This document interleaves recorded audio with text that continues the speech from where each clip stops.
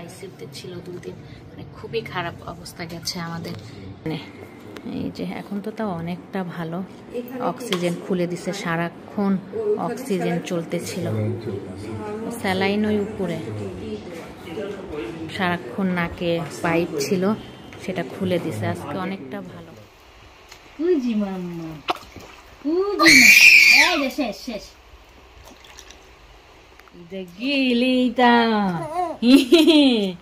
আমরা এখন খাচ্ছি তো একটুখানি খাই।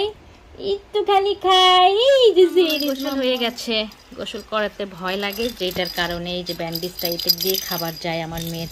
অনেকে জানতে চান খাবার কেন খেতে পায় না, কিভাবে খাবারটা যায়, অনেকে আজকে একটু শেয়ার করি, কারণ শেয়ার করার সময়ও পাই না। বসে গেলেই তা আমরা এখন খাচ্ছি তো একটুখানি খাই। মাম্মাম গুদি গুদি। নানু কই? নানু কই নানু কথা বলে না, নানু কথা বলে না। সেরিসমণি খাওয়া শিখে গেছে একটু করে, আমরা একটু করে ট্রাই করছি খাওয়া। হ্যাঁ, ডক্টর বলেছে খেতে হবে, সব বমি করলে হবে না, দুধ বমি করে দাও, একটু এগুলো খাবার খেতে হবে অল্প, আর 2 বার।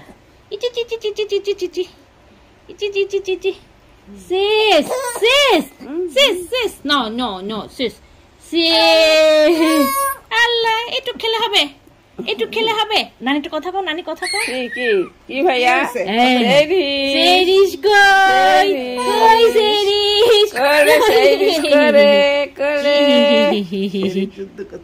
যুদ্ধ করলে হবে, একটু খাই। খাবে না। এই ছি।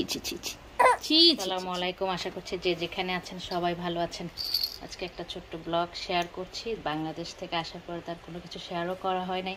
মাঝখানে আমাদের অনেক সমস্যা যাচ্ছে এখনও, এমন বড় আর কি বিপদ যে আমাদের সামনে ছিল বাংলাদেশ থেকে আসার পরে, এটা কখনো কল্পনাই করি নাই।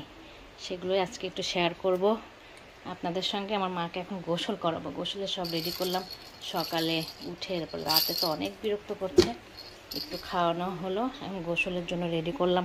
পানীয়কে গোসল করানো একটু কঠিন, প্রতিদিন করানো যায় না, তারপরও আজকে করবো। সবসময় ডক্টর এসে করায় দেয়, তো বলেছে আমাকেও করানোর জন্য, কারণ যেহেতু খাবার খেতে পারে না মুখে, এখানে একটা ওর প্যাক লাগানো বলতে একটা লাগানো আছে, তার ওইটা দিয়ে খাবার যায়, এর জন্য ভয় লাগে গোসল করাইতে। তো মনে করলাম আজকে একটা ব্লগ সারিম বসে আছে, ব্লগ শেয়ার করি ছোট্ট একটা।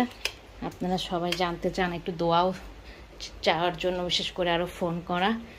আমার হসপিটালে আমার হাজব্যান্ড অনেক দিন ধরেই কি প্রবলেম বলবো, আইসিইউতেও আছে, আজকে মানে একটু ভালো। আজকে সবাই দোয়া করবেন, বিস্তারিত পরে জানান ও আর কি। রান্না বান্না হচ্ছে, বাসায় আবার গেস্টও আসবে।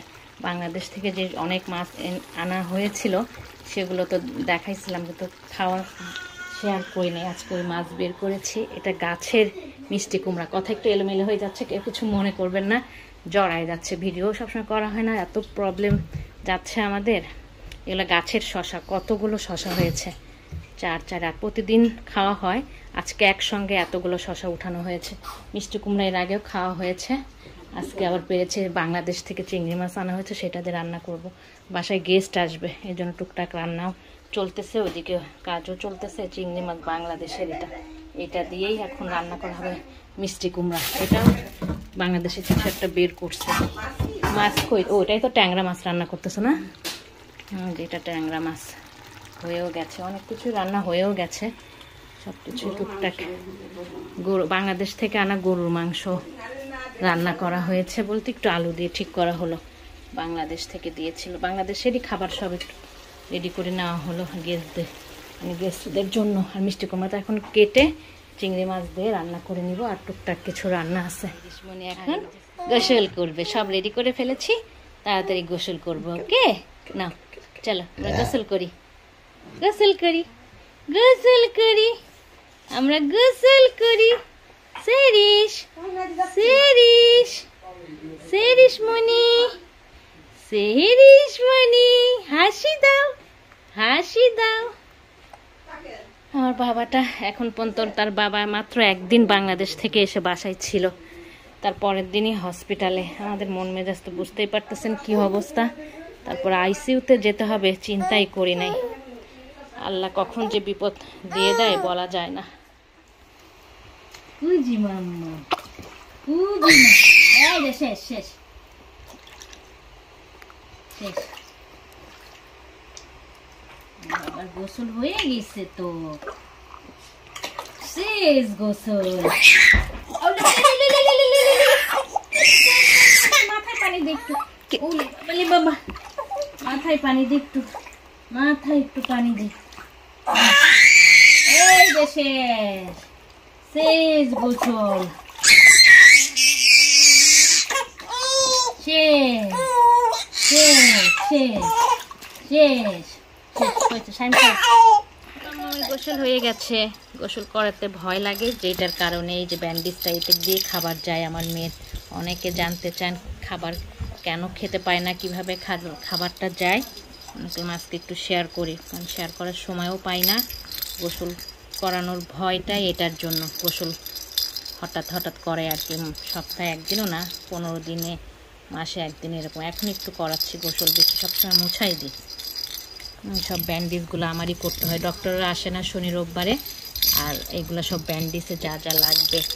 এটার ব্যান্ডেজ ছিল, খুলে নিলাম, খুলে নিয়ে এখন নতুন ব্যান্ডেজ লাগাই দিব।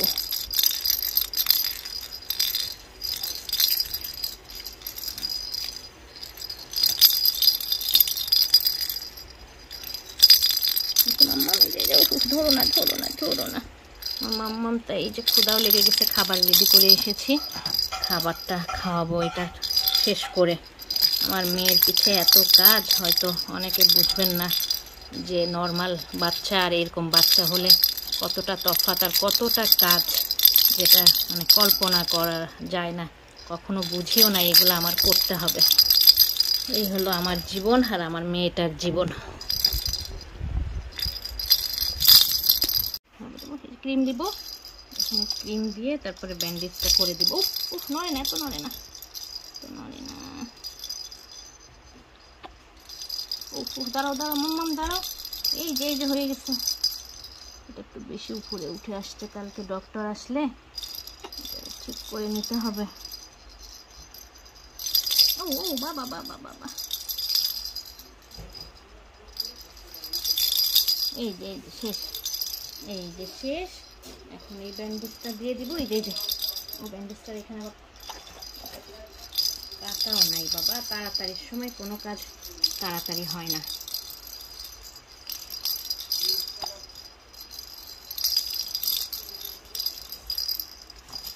এই যে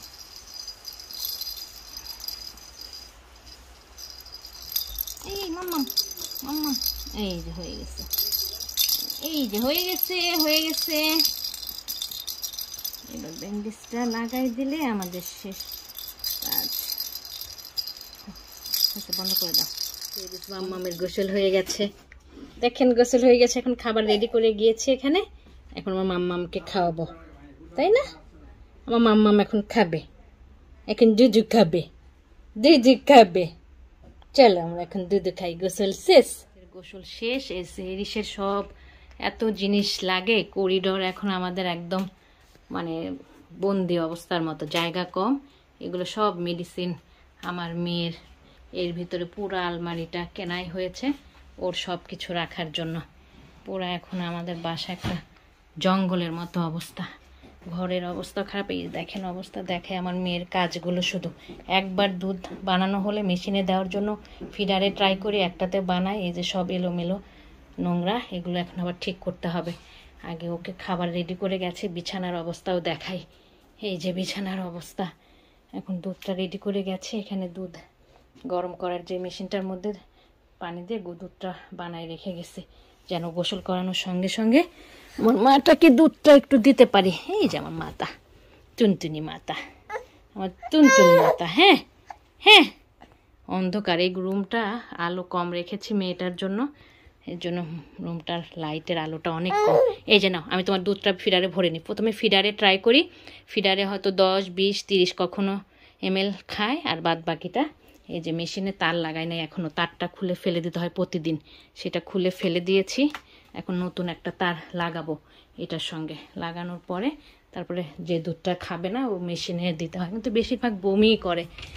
আমার মেয়ের প্রতিদিনের রুটিন একটু শেয়ার করলাম আপনাদের সঙ্গে। এই যে এটা এখন ইয়ে করবো, এই খুলে এটা প্রতিদিন চেঞ্জ করি একটা করে, এই মেশিনটার সঙ্গে এখন এটা লাগাবো, তারপর একটু মুখে খাওয়া ট্রাই করে বাদ বাকিটা এখন মেশিনেই দিয়ে দিব।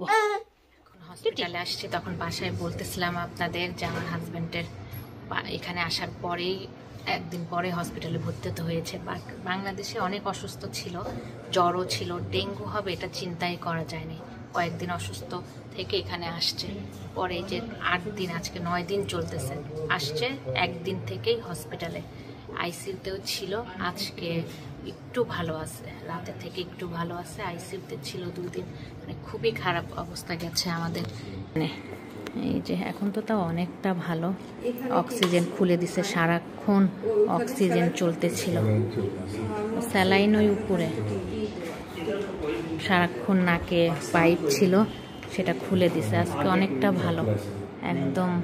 পটাশিয়াম তারপরে যে লেভেলটা কমে যায় ডেঙ্গু হলে, একদম নিচে নেমে গেছিলো, লাংসে এফেক্ট করছে, সব কিছু মিলে অনেক খারাপ অবস্থা গেছে।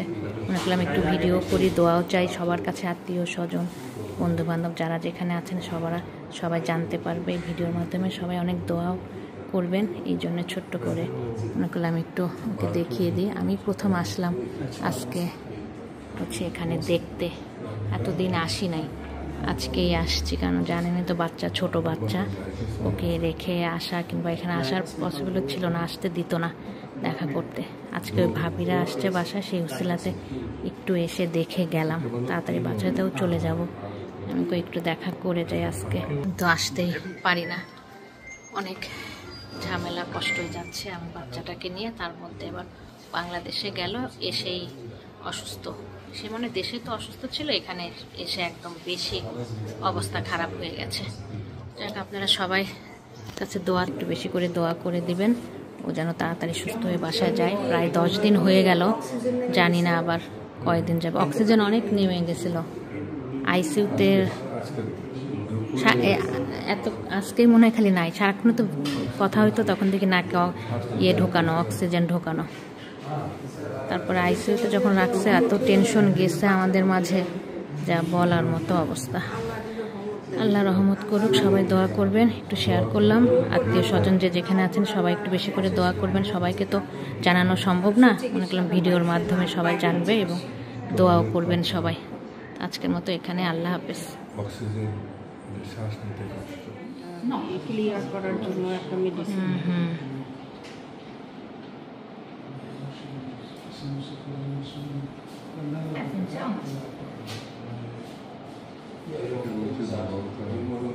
Non funzionava?